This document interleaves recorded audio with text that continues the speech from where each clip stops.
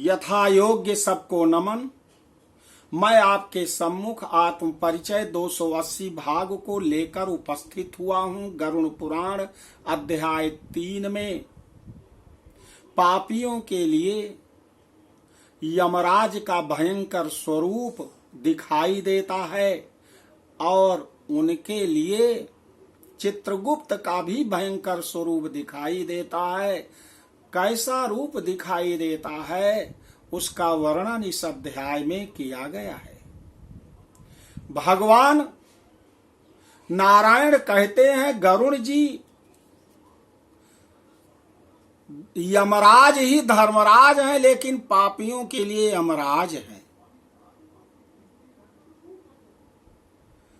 यमराज भैंसे पर संस्थित प्रलयकालीन मेघ के समान आवाज वाले, काजल के पर्वत के समान बिजली की प्रभा वाले, आयुधों के कारण भयंकर 32 भुजाओं वाले, 3 योजन तक लंबे चौड़े विस्तार वाले, बावली के समान गोल नेत्र वाले, बड़ी बड़ी दाढ़ों के कारण भयंकर मुख वाले, लाल लाल आंखों वाले और लंबी नाक वाले, पापियों के समान गर्जना करने लगते हैं।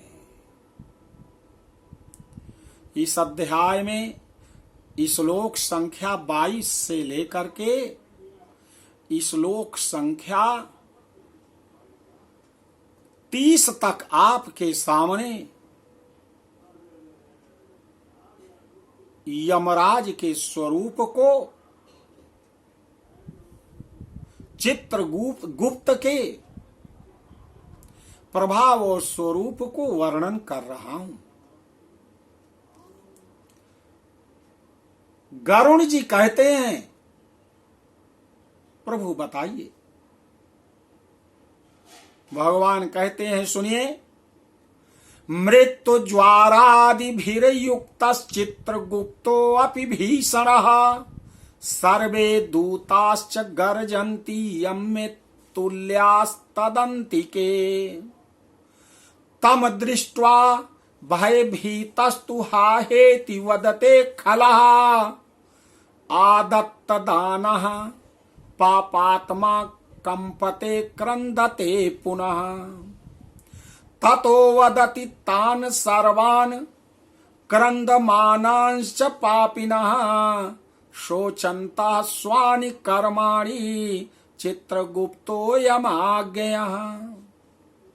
मृत्यु और ज्वर आदि से संयुक्त होने के कारण चित्रगुप्त भी बड़े भयानक है, क्योंकि ज्वर और मृत्यु को देने का अधिकार चित्रगुप्त को भी है। यम के समान भयानक सभी दूत उनके समीप पापियों को डराने के लिए गरजते रहते हैं। उन चित्रगुप्त को देखकर भयभीत होकर पापी जीवात्मा हाहाकार करने लगती है।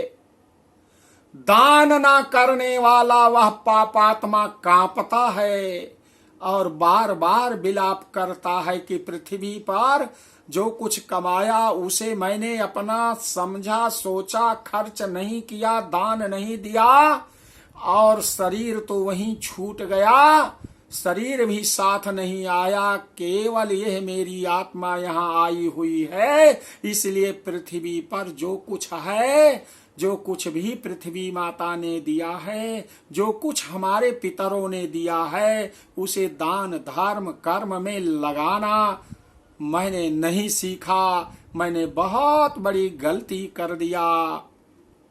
रो रहा है। तब चित्रगुप्त यम की आज्ञा से क्रंदन करते हुए और अपने पाप कर्मों के विषय में सोचते हुए उन सभी प्राणियों से कहते हैं। क्या कहते हैं?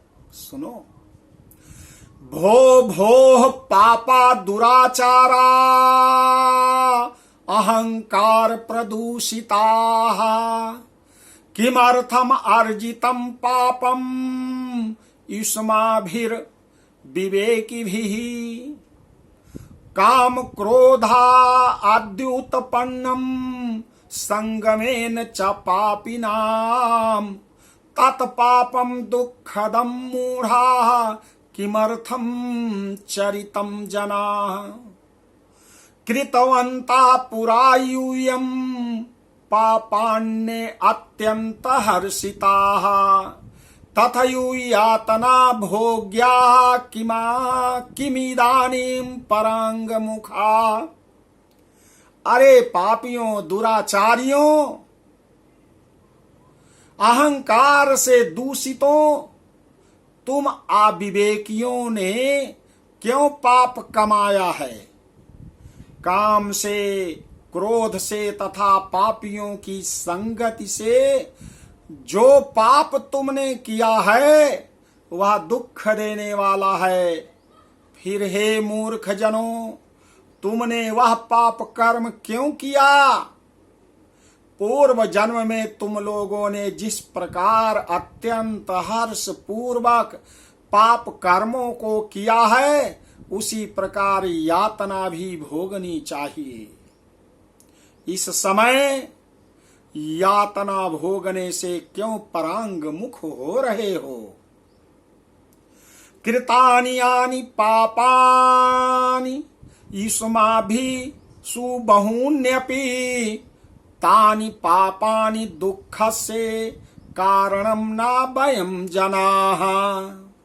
मूर्खे अपि पंडिते वापि दरिद्रे वा श्रियान्विते सबले निर्बले वापि समवर्तीयमाः स्मृताः।